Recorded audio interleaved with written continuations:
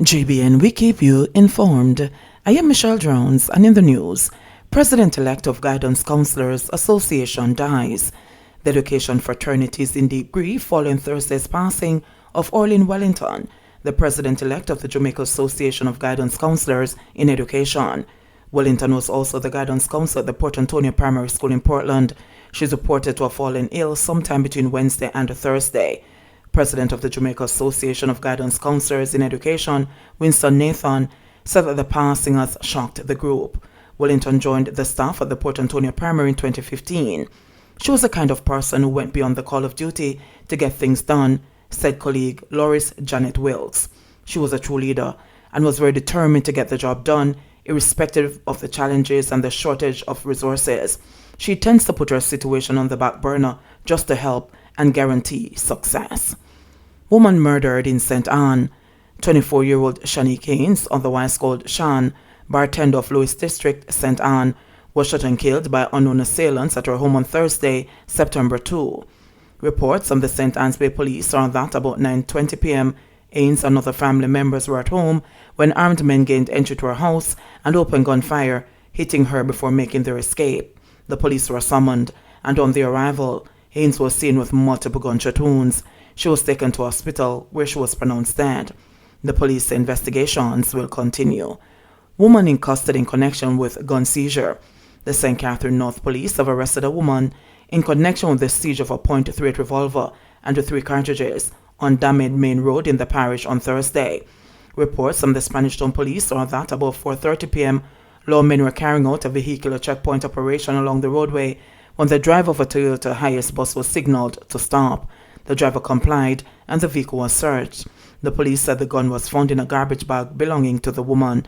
She was taken into custody and is expected to be formally charged.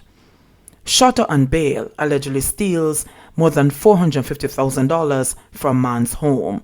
A Westmoreland man is now facing several charges after he allegedly broke into a man's house and robbed him of several items, including over $450,000 in cash.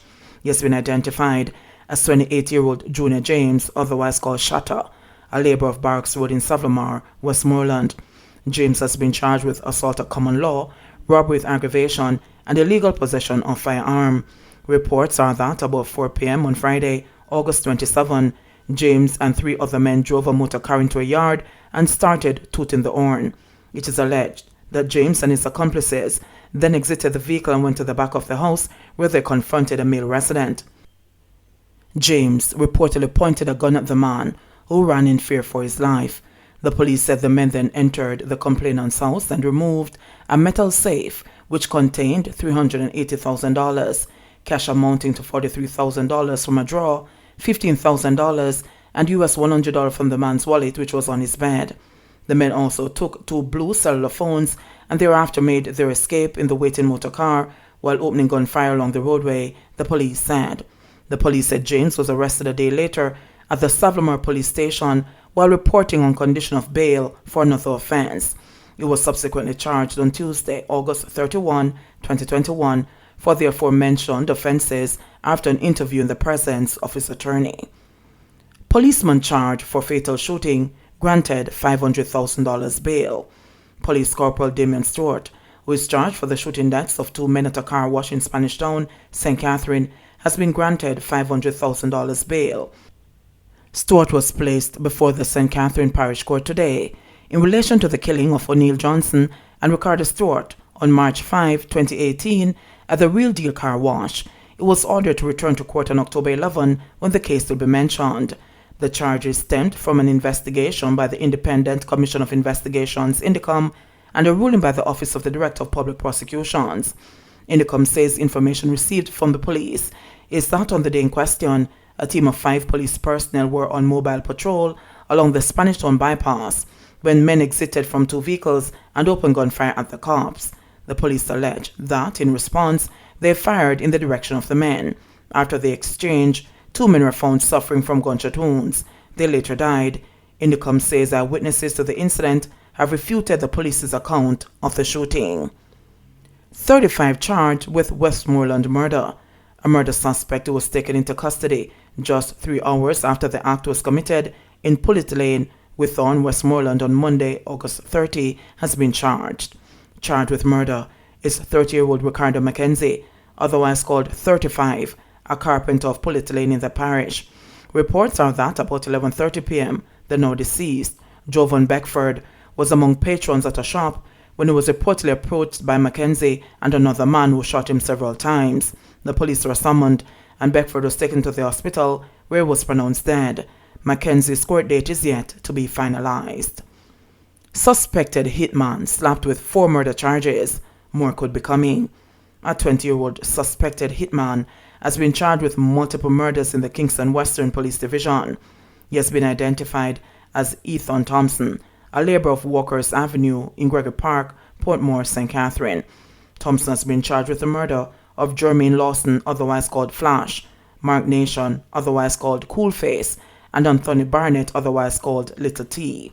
Reports are that about 3:25 p.m. on Friday, January 15, 2021, Thompson was allegedly among a group of men who opened gunfire, hitting the 3 men at the intersection of Lincoln Avenue and Russell Crescent, Kingston 5. The police said Thompson was placed into custody after he was shot and injured in the St. Andrew South Police Division, admitted in hospital, where he gave his name as Andre Thompson of a Spanish Town Road, McCoy Lane, Kingston 13 address. According to the police, early information led them to the hospital, where Thompson was then placed under police guard. Following his discharge, it was pointed out during an identification parade, and an interview was then conducted, which led to Thompson being charged with 3 counts of murder and illegal possession of firearm on Wednesday, September 1. He will appear before the St. Andrew Parish Court on Thursday, September 16, to answer to these charges. The 20-year-old was also charged with murder and illegal possession of firearm for the Wednesday, May 26, 2021 shooting death of Patrick Dixon on Lincoln Road, Kingston. Reports are that Dixon was standing on the roadway when armed men alighted from a motor car and opened gunfire, hitting him. Thompson's court date for this matter is not yet finalized. The police said detectives across multiple police divisions are now coordinating and probing multiple killings, as Thompson is suspected to have committed other crimes. Cops sound alarm on silent parties. Senior Superintendent of Police, SSP Stephanie Lindsay, is urging promoters to be responsible and desist from hosting Bluetooth or silent headphone parties, as it is putting a strain on police resources. We have to manage the human resources, so we cannot tap all of our JCF members and technology, such as the Jamaica Eye, into matters concerning the DRMA.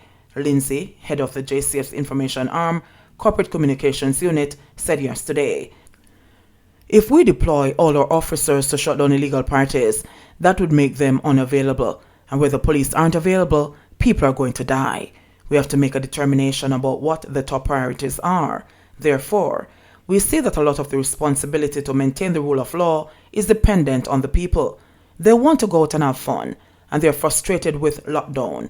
But if we don't confine COVID to one area, it's going to keep being widespread, she continued. Over the last few days, a video has been making rounds on social media with a wireless headphone party alleged to have been held in Montego Bay, St. James, recently. Scores of patrons could be seen dancing with their headphones on at a packed event, but there's no sound emanating from the venue. Silent discos are popular music festivals as they allow dancing to continue past noise curfews. Interestingly, the issuing of permits for parties was suspended on August 10 with a surge in COVID-19 cases. Under the Disaster Risk Management Act, all social gatherings are banned. Fines range between $3,000 and $500,000. SSP Lindsay said over the last few weeks, 209 people have been prosecuted for breaching the DRMA by attending these parties as well as breaking the curfew and refusing to wear masks. She added that the events are starting to become widespread across all parishes.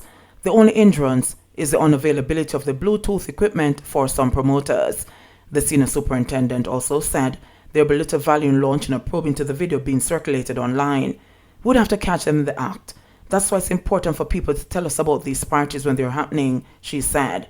The top cop said a thorough assessment has not yet been done to ascertain whether there's a relationship between the surge in figures and the growing popularity in Bluetooth parties. It's hard to say. With no movement days, people try to go as remote as possible, and as such, we have not been able to detect a few of them. The promoters have been getting very creative in how they go about these things, SSP Lindsay added. In an effort to curtail the surge of the coronavirus, Prime Minister Andrew Holness had announced 7 no-movement days on Sunday, August 22, Monday, August 23, Tuesday, August 24, Sunday, August 29, Monday, August 30, Tuesday, August 31, and Sunday, September 5. On Wednesday, Holness extended the no-movement days for 6 additional days: Sunday, September 5, Monday, September 6, Tuesday, September 7, Sunday, September 12, Monday, September 13, and Tuesday, September 14. 17 more COVID deaths, 735 new cases in Jamaica. Jamaica recorded 735 new COVID-19 cases and 17 deaths on Thursday, bringing the infection total to 69,789 and virus death toll to 1,585.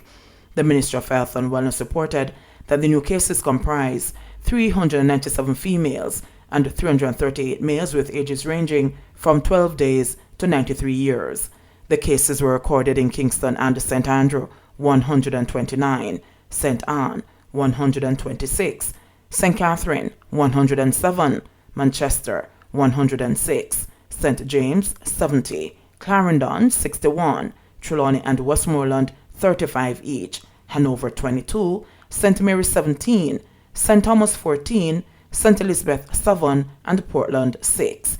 The latest deceased comprised a 79-year-old male, a 76-year-old male, a 69-year-old male, a 25-year-old female, an 83-year-old male, a 50-year-old male, a 64-year-old male, a 45-year-old female, a 78-year-old female, and a 71-year-old female, all from St. James, a 65-year-old male from Hanover, a 53-year-old female from Kingston and St. Andrew, a 31-year-old female from Portland, a 67-year-old female from St. Catherine, and a 51-year-old female from St. Catherine, a 75-year-old female, and a 65-year-old female, both from St. Thomas. Jamaica has 19,187 active cases after 87 people recovered from the virus, bringing the total number of recoveries to 48,580. Currently, 728 people are hospitalized, 121 of which are severely ill, while 51 are critically ill and 199 are moderately ill. JBN, we keep you informed. Please remember to subscribe, like, share, leave us a comment, and click the notification bell to receive our daily news items.